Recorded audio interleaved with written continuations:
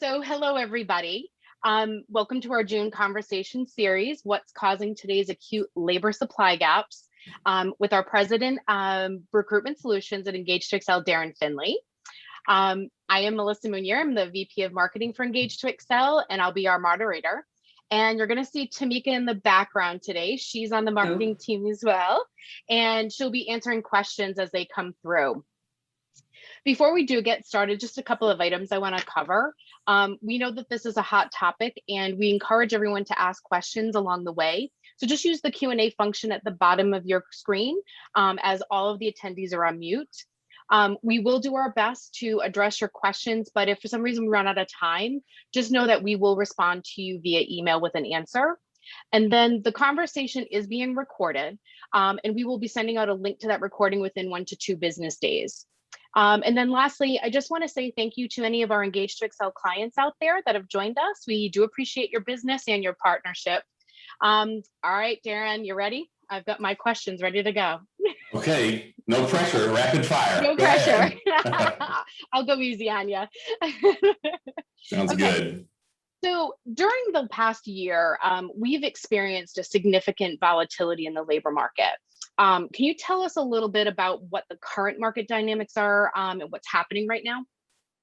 Yeah, thanks, Melissa, and thanks for having me on as well. Just looking forward to the conversation today because I'm passionate about the labor market and all things around unemployment, what's going on. But you know, the last year has been extremely volatile, and we've seen a significant reduction in the labor force. Most importantly, is one of the biggest reasons why we're seeing a gap and that labor participation rate. And so when you look at, you know, the low labor participation rate and the extreme surge and demand for labor, those things coming together are really what's causing this immediate gap between supply and demand.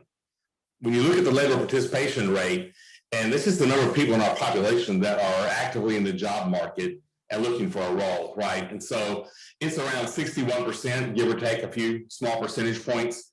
And it's been 45 years since the mid-70s since the participation rate has been that low.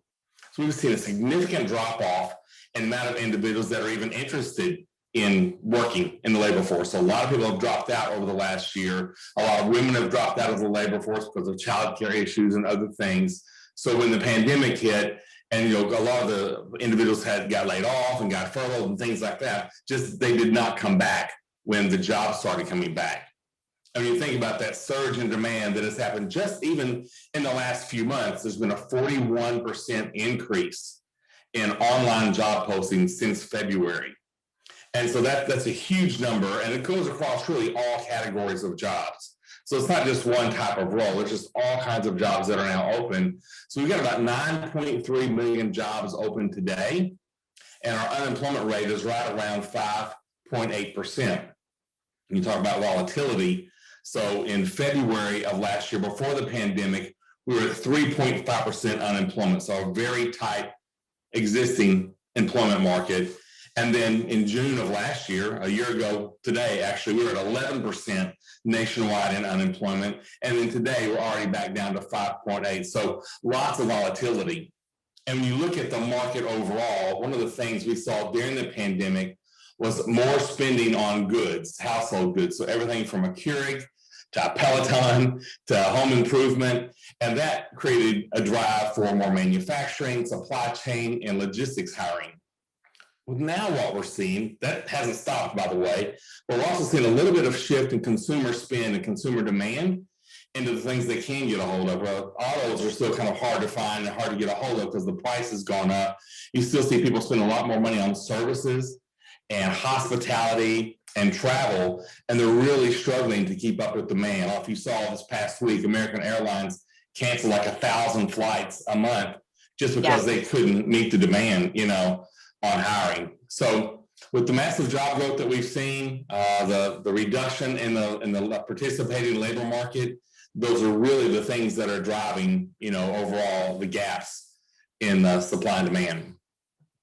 No, it's a good point. And I think, you know, not not just the larger organizations like American Airlines. I've even seen it locally, and I'm sure some of the people that are listening into this call have seen it in their towns too. Restaurants have had to shut down because, and I've seen signs that says we can't find people. So unfortunately, we have to change direction. So it is definitely an interesting time for us. What do you think are the causes behind the difficulties in attracting and retaining qualified workers? Like, what is it? Yeah, so again, you've got a couple of things. You've got the participation rate that's low, demand is high. We also have this pretty significant shift in demographics. So when you look at the boomers that are out there, and their rate of retirement has really escalated over the last several years. And when you go back to the last recession, we can really remember in 08 and 09, a lot of people that were going to retire had to delay that retirement for several years because their 401ks, retirement plans kind of bottomed out with the market. Well, our stock market just took a little dip for a couple of months, then popped right back up. So if you have a retirement plan, if you have a 401k plan, all of a sudden that value has not been diminished near like it was in the last recession. So what we're not seeing is a delay in retirements, but an escalation in retirements. There's about 200,000 retirees a month that are going out of the labor force. They're just going to have them go ahead and retire and get out, while my value of the investments is high. And so they're leaving the workforce every single month, 200,000 a month. You only have about 180,000 new Gen Zers coming back in to replace that. But you think about the skills and experience of someone who's been in the labor market for 30 or 40 years, whether it's in trades or profession or any kind of skill set, right? Them moving out and then having an entry-level person come in, there's a pretty big skills gap there, right? And so that causes a lot of the angst and the misplacement of skill sets necessary in the marketplace. So it's really a unique conundrum that we're in today, is you've got this lower labor participation rate, you've got skill sets that are going out of the market, and the new folks coming into the market just don't have those skill sets. You mentioned, kind of locally what was going on. And I live in Franklin, Tennessee, and we got a flyer in the mail just the other day. It says, "Help us save our business." It was from a national pizza chain. "Help us save our business. We need delivery drivers. Don't let us go out of business. We've been here for 18 years. Yeah. And it was a plea for, we'll give you flexible work for, flexible work time and all those things to try to help, with that. The other thing it's part of the difficulties, right, that we're seeing is what has been termed just recently as the Great Resignation phenomenon. You see a lot of people who were able to work from home that say, "I still want to work from home," or "It gave me a chance to think about, what was going on in my life." And now you see a significant number of people that are changing jobs because A, there's 9 million open jobs, so the opportunity to change is there. And B, there's this newfound desire to have this work-life balance that maybe they didn't have in the past. No, good points, Darren. And it kind of leads me to the next question, but we do have a comment from the attendees. Is it seems like a lot of people are seeing a lot of counter offers after acceptance, and then kind of leads me into my question was, I think that what kind of advice that you could supply for employers that are coming up against the candidates that are looking for the jobs where they can work from home versus location or that hybrid. So I think they're kind of all intertwined in some way. So let me kind of talk about both of those individually, if you don't mind. So the counter offer, you kind of go back to, we didn't see that a lot right after the pandemic because there's so many unemployed. They were more willing to just take whatever job they could get, right? And today, we're just not seeing it. But if you go back to 2019 and 2018, we saw this resurgence of the counteroffer. And what we found is 58% of the candidates that were in the market, that were applying for a role and had an offer, 58% of them would be still open to receiving a counteroffer. And it kind of goes to the current phenomenon that the Fed Chairman Powell actually talked about yesterday, which I was amazed that he's talking about the labor market, and what he does is he's not really responsible for that, but he's talking about this phenomenon of shopping for jobs. And one of the reasons that we're seeing this elongated time to fill kind of across the board is part of this a lack of supply, but the other is this concept of I've got time. So whether people have time now because they've got the federal stimulus that's helping them out, or they thought they've got time because they've got multiple offers on the table, they are shopping for jobs. And I've always been thinking about recruiting and employment branding, and you got to have a compelling offer out there.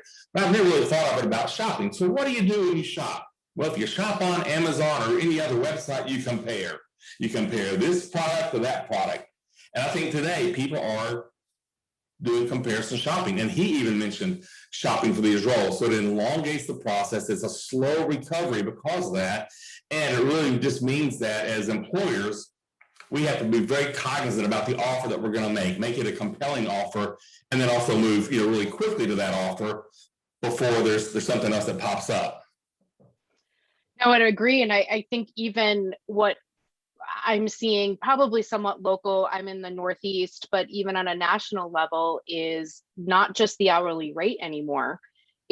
That's its own set of issues and topics, but just sign-on bonuses for positions that you would never see a sign-on bonus for.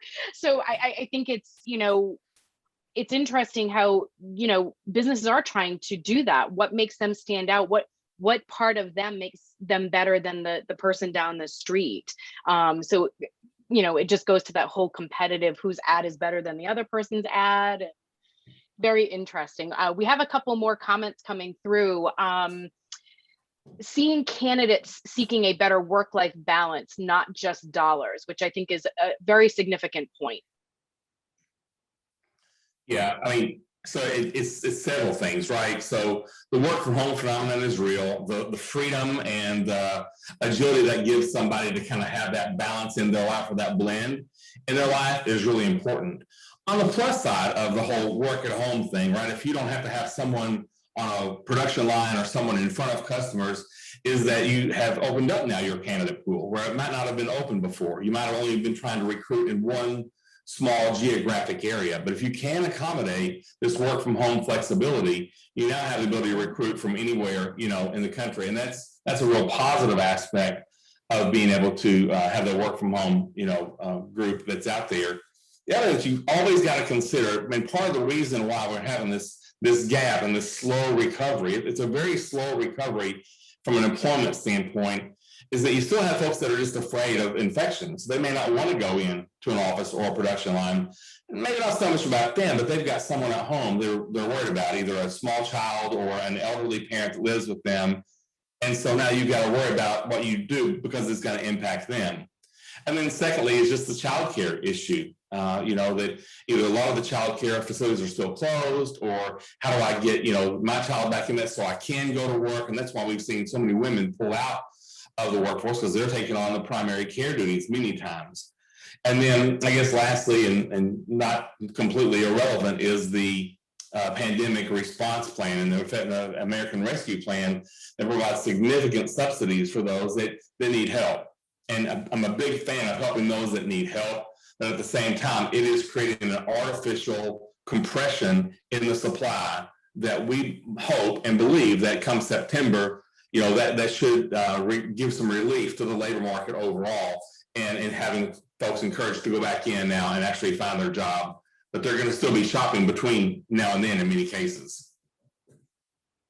Great. We do actually have several comments coming through, so I'm going to throw these out to you, Darren. The first one is it more for work-life balance or direct dollars, or dollar and cents compensation? I think it's both. I think it depends on the job. Okay. So when you look at those individuals that are in the lower end of the wage scale, it's all about the dollar, right? Because they're going to look for, maximizing their income. Everyone wants to get to the next level. Everyone wants to provide for their families. Everyone looks at that ROI between a 30-minute commute or a 10-minute commute, and what does that dollar and cents make? I think as you go into professional levels, it certainly is more about the balance and the impact I can have, and the freedom that may give me to do my job on my own time and in my own hours.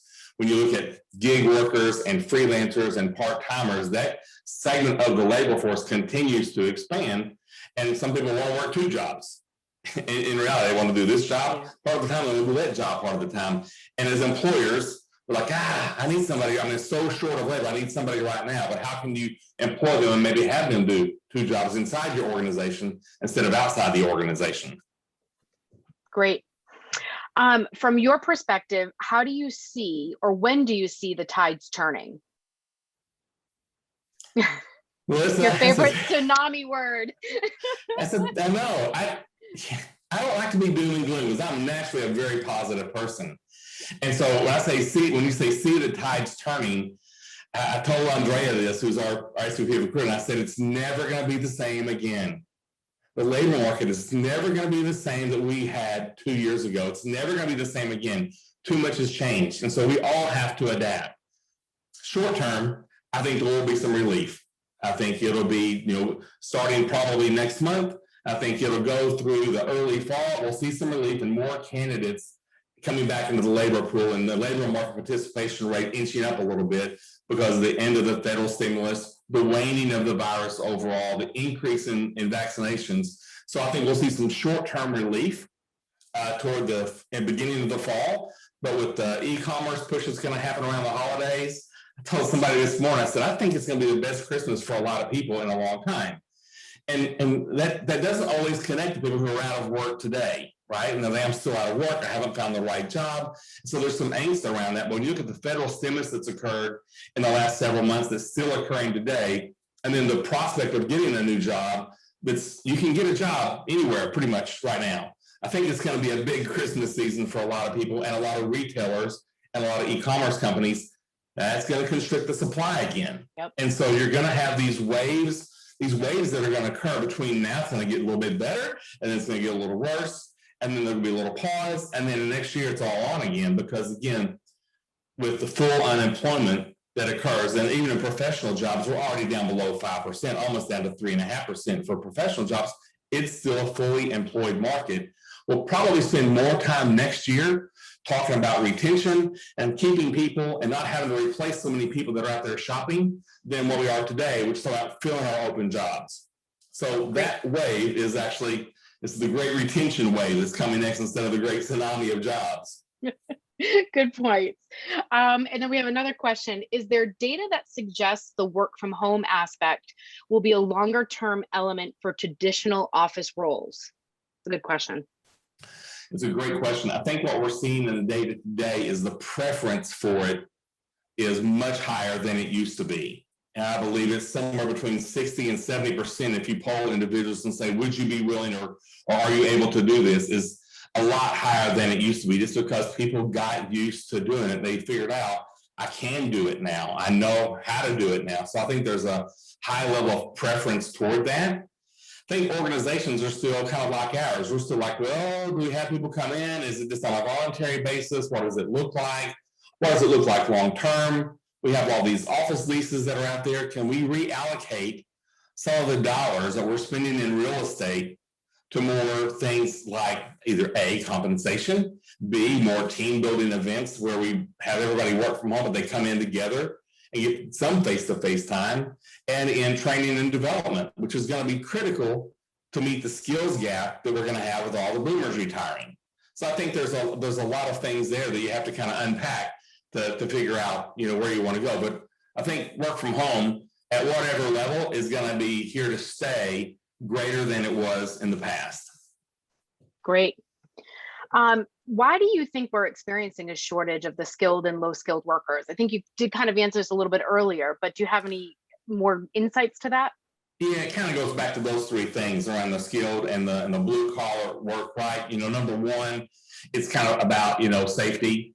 Number two, it really is about childcare, because a lot of those are single individuals, single mothers, single parents that don't have the ability to have instant access to family and childcare. And then number three was just the pandemic relief, on those skilled kind of roles. If you take that skilled or blue collar roles and take it kind of up to the next level of skill set, it does go back to the retirements of those individuals that know how to do welding and know how to do maintenance and know how to do machine operation. That skill set a lot of times, doesn't come overnight. But the other thing you have to think about is that we've accelerated digital adoption as well. So anybody that's in the IT space trying to hire, someone who can, do software development and do apps, they're really struggling to find people because there's such high demand of those skills that just don't exist yet in the marketplace. There's such a short supply of those. Good. Do you think that there's a strategic way for businesses to recruit employees knowing that the talent pool has decreased? So I'll give you two answers to that. So Okay. I think there's a strategic answer and there's like, what about now answer, right? So the what about now answer is about, doing something quickly that can impact your ability to recruit. And as my dad used to say, get it while the getting's good.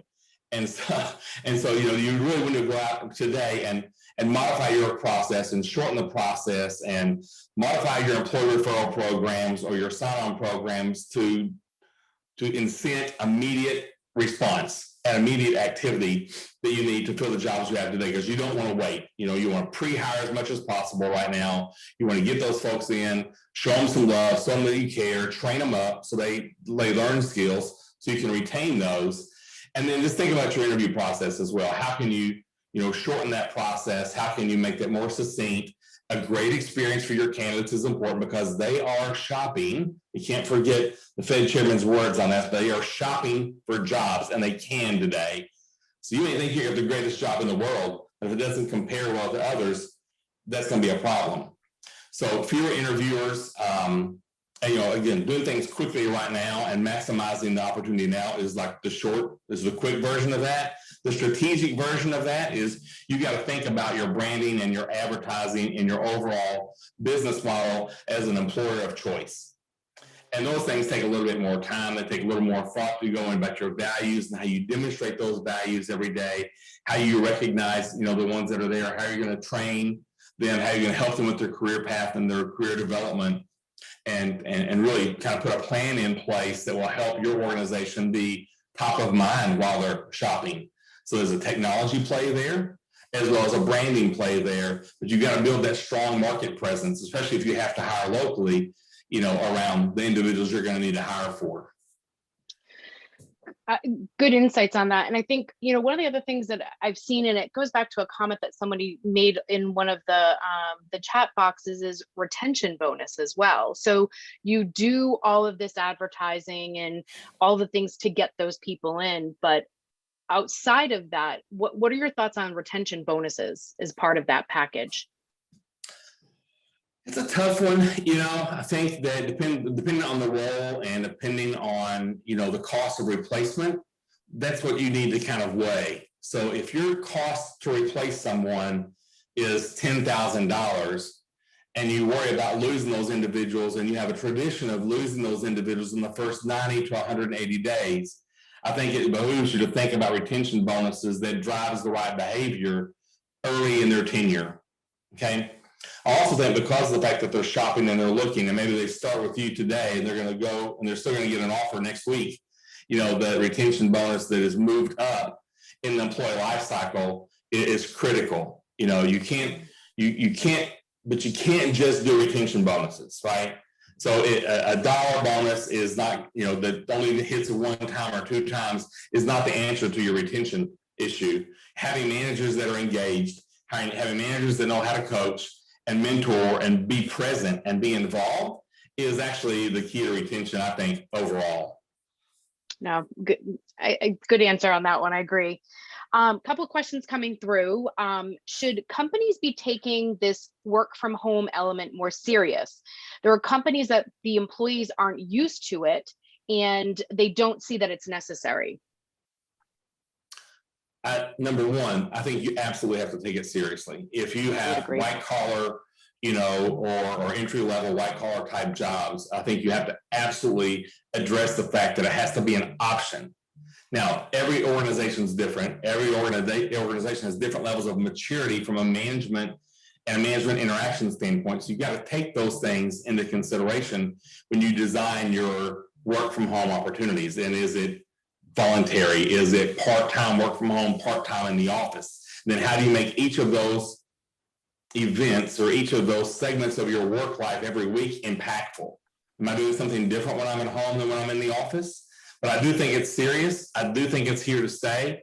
And so I would definitely, sit down with your HR team and your operations team and have that as a strategic conversation about where are we today and where do we want to go? And then how do we get there with maybe baby steps? Yep, I would agree.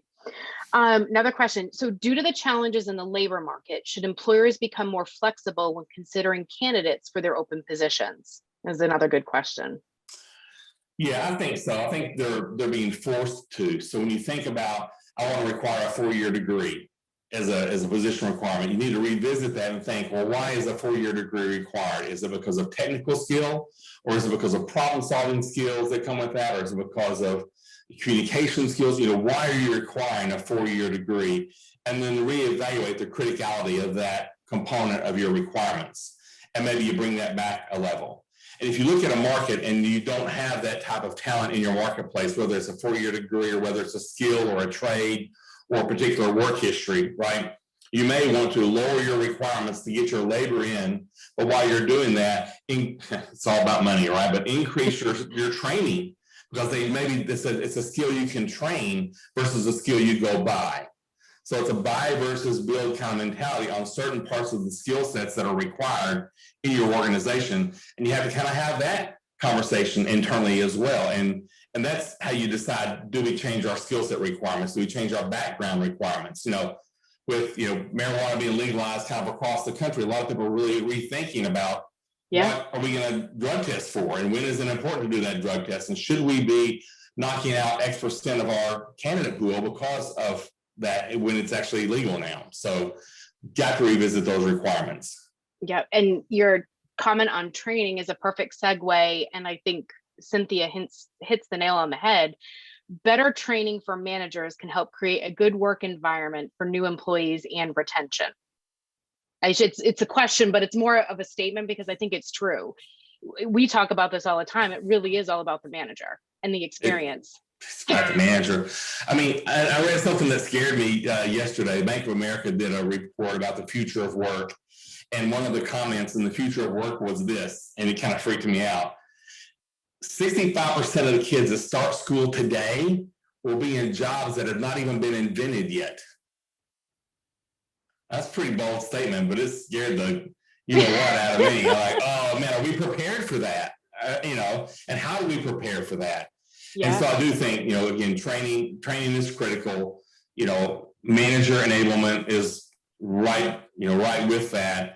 And then, an easy candidate focused recruiting process is right there with it. If you kind of put those 3 things together, you're going to be able to attract and hire the folks you need and then retain the ones you want kind of at the same time. It sounds easy. It's just 3 things. Just 3 things. It's so simple. Not.